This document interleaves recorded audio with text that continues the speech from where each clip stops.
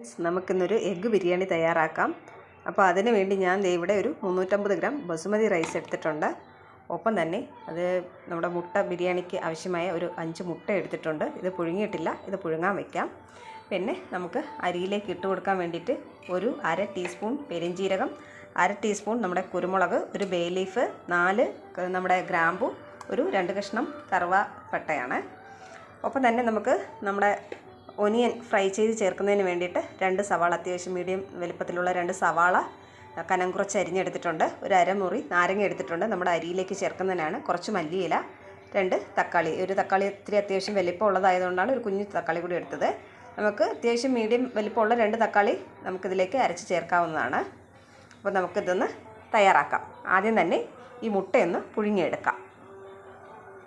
അരി ഒന്ന് നന്നായി 2-3 വെള്ളം കഴുകിയിട്ട് ഒരു 15 മിനിറ്റ് ഒന്ന് കുതിരാനായി വെക്കാം. അപ്പോൾ നമ്മുടെ അരി വേവിക്കാനായിട്ട് ഞാനിവിടെ ഒരു പാത്രത്തിൽ ഒരു 2.5-3 ലിറ്റർ അടുപ്പിച്ച് വെള്ളം വെച്ചിട്ടുണ്ട്. അതൊന്ന് തിളച്ച് കിട്ടാറായിട്ടുണ്ട്. നമുക്കപ്പോഴത്തേക്ക് ഇതൊന്ന് അരി കഴുകി കുതിരാനായി വെക്കാം. അപ്പോൾ നമ്മുടെ അരി വേവിക്കാനുള്ള വെള്ളം ഇവിടെ നന്നായിട്ട് തിളച്ച് കിട്ടിയിട്ടുണ്ട്. നമുക്കിതിലേക്ക് നമ്മൾ നേരത്തെ എടുത്ത് വെച്ചിരുന്ന നമ്മളുടെ പെരിഞ്ജീരകം, കുരുമുളക്, കറുവാപ്പട്ട, ഗ്രാമ്പു, ബേ ലീഫ് ഇത് ഇത്രയും ചേർത്ത് കൊടുക്കാം.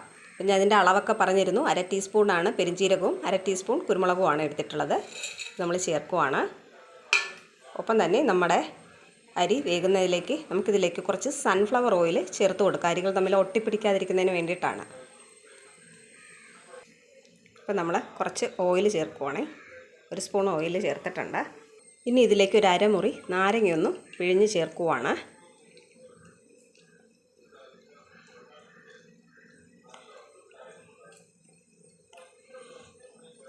ഒപ്പം തന്നെ നമ്മുടെ ചോറിലേക്ക് ആവശ്യമായ ഒരല്പം ഉപ്പ് കൂടി ഇതിലേക്ക് ചേർക്കുന്നു.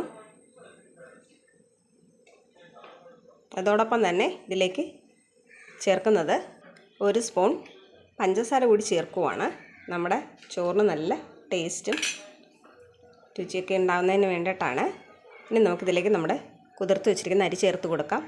എല്ലാം കൂടി ഒന്ന് നന്നായി ഇളക്കിയതിന് ശേഷം നമുക്കിതിലേക്ക് അരി ചേർത്ത് കൊടുക്കാം. അപ്പോൾ ഞാൻ നേരത്തെ കഴുകി വൃത്തിയാക്കി ഒരു 15 മിനിറ്റോളം ഒന്ന് കുതിരാൻ വെച്ചിരുന്ന ബസുമതി റൈസാണ്. ഇത് നമ്മുടെ തിളച്ച വെള്ളത്തിലേക്ക് ചേർക്കുവാണേ. എന്നിട്ട് എല്ലാം കൂടി നന്നായി ഒന്ന് ഇളക്കി കൊടുക്കാം. അപ്പോൾ ഞാൻ ഇവിടെ നമ്മുടെ അരിയെല്ലാം നന്നായി ഒന്ന് ഇളക്കി കൊടുത്തിട്ടുണ്ട്. നമ്മുടെ ഈ ബസുമതി റൈസ്, നമ്മുടെ ബിരിയാണി റൈസ് നമുക്കൊരു 80-90% വെന്താൽ മതിയാകും. ഫുള്ളായിട്ടങ്ങ് വേവിക്കരുത്. അപ്പോൾ വെന്ത് കുഴഞ്ഞു പോവും. അപ്പോൾ അത് നമുക്ക് ബിരിയാണിക്ക് അത്ര നല്ലതല്ല. അതുകൊണ്ട് നമ്മൾ അരിയുടെ പാകം ഒന്ന് നോക്കണം. ഒരു 80% ആകുമ്പോൾ നമുക്ക് ഇതൊന്ന് ഊറ്റിയെടുക്കാവുന്നതാണ്. ഈ ചോറൊന്ന് ഊറ്റിയെടുക്കാം. അപ്പോൾ നമുക്ക് നമ്മുടെ അരി ഒന്ന് പാകമാകുന്നതിനായി വെയിറ്റ് ചെയ്യാം.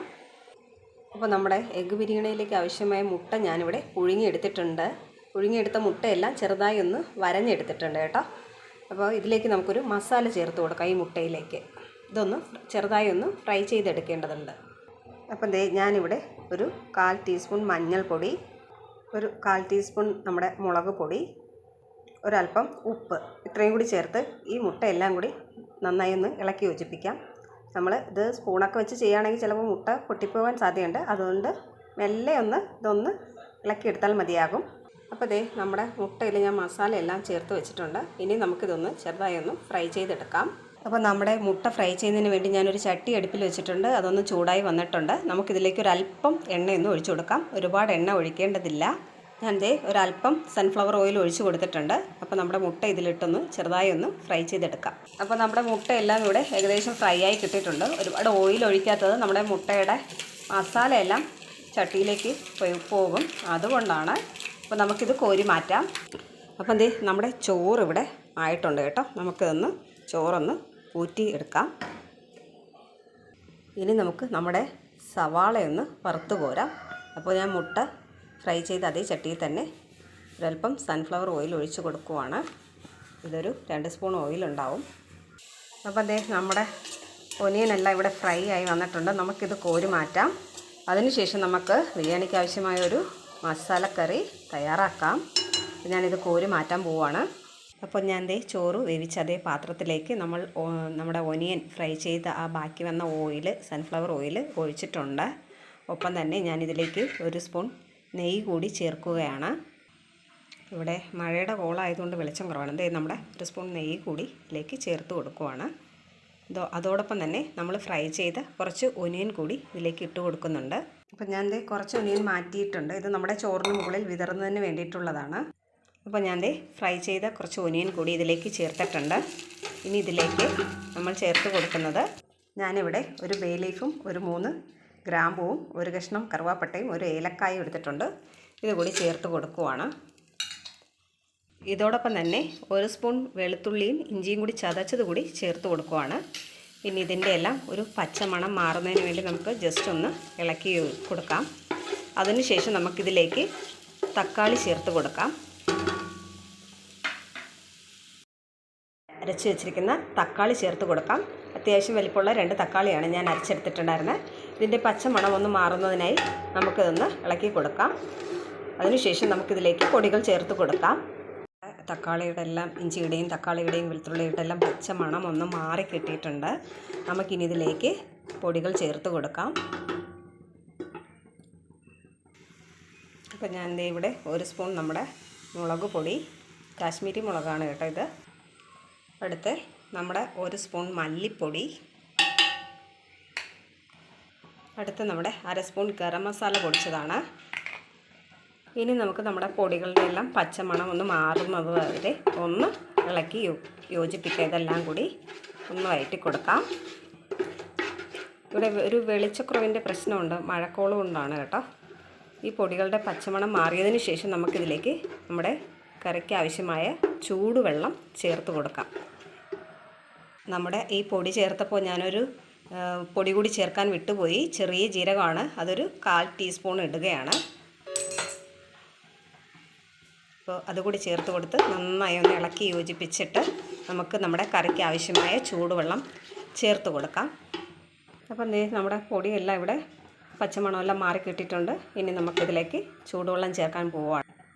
അപ്പോൾ നമ്മുടെ ഗ്രേവിക്ക് ആവശ്യമായ ഒരല്പം ചൂടുവെള്ളമാണ് ചേർക്കുന്നത്.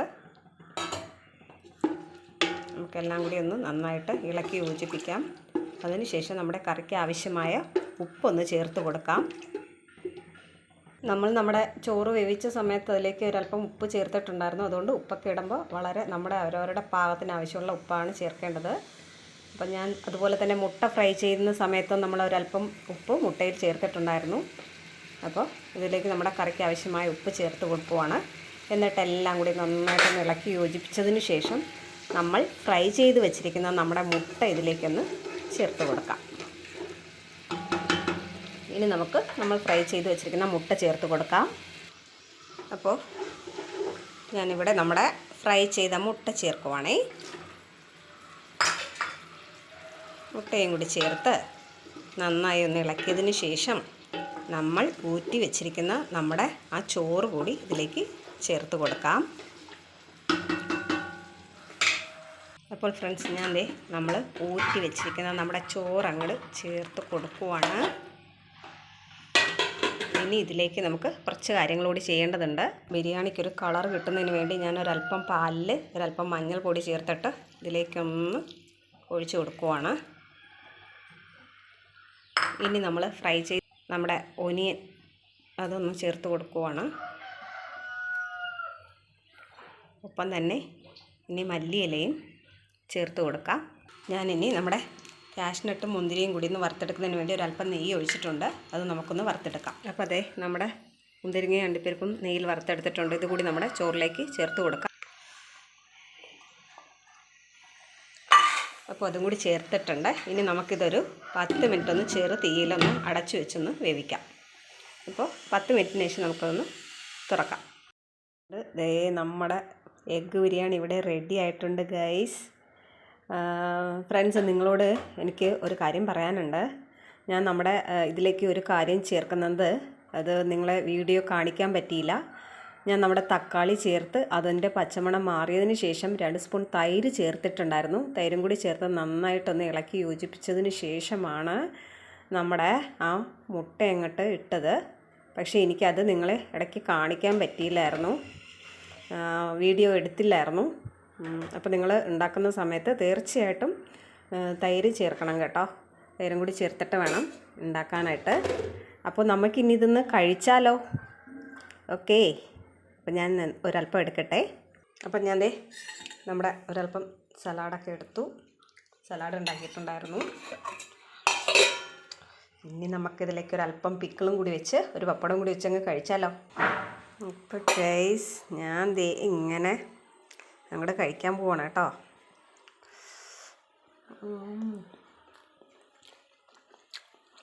Super taste. അപ്പോൾ എൻ്റെ പ്രിയപ്പെട്ട കൂട്ടുകാർ ഉറപ്പായിട്ടും എൻ്റെ വീഡിയോ സ്കിപ്പ് ചെയ്യാതെ തന്നെ കാണണം. പലപ്പോഴും നിങ്ങൾ എൻ്റെ വീഡിയോ ഒക്കെ സ്കിപ്പ് ചെയ്ത് പോകുന്നുണ്ട്. ഇതുപോലെ ചില സാധനങ്ങൾ ഞാൻ ചിലപ്പോൾ ഇടയ്ക്ക് വീഡിയോ എടുക്കാൻ അങ്ങ് വിട്ടുപോകും കേട്ടോ. അതുകൊണ്ടാണ് സ്കിപ്പ് ചെയ്യാതെ കാണണമെന്ന് പറഞ്ഞേ. പക്ഷേ ഇപ്പോഴത്തെ ഇതിൽ ശരിക്കും ഞാൻ വീഡിയോ എടുക്കാൻ വിട്ടുപോയത്, തൈര് ചേർത്തത്. ഉറപ്പായിട്ടും നിങ്ങൾ എന്നെ സപ്പോർട്ട് ചെയ്യണം. എൻ്റെ ഈ എഗ് ബിരിയാണിയുടെ വീഡിയോ ഇഷ്ടമായാൽ എല്ലാവരും ലൈക്ക് ചെയ്യാൻ മറന്നുപോകല്ലേ കൂട്ടുകാരെ. അപ്പോൾ ടാറ്റാ.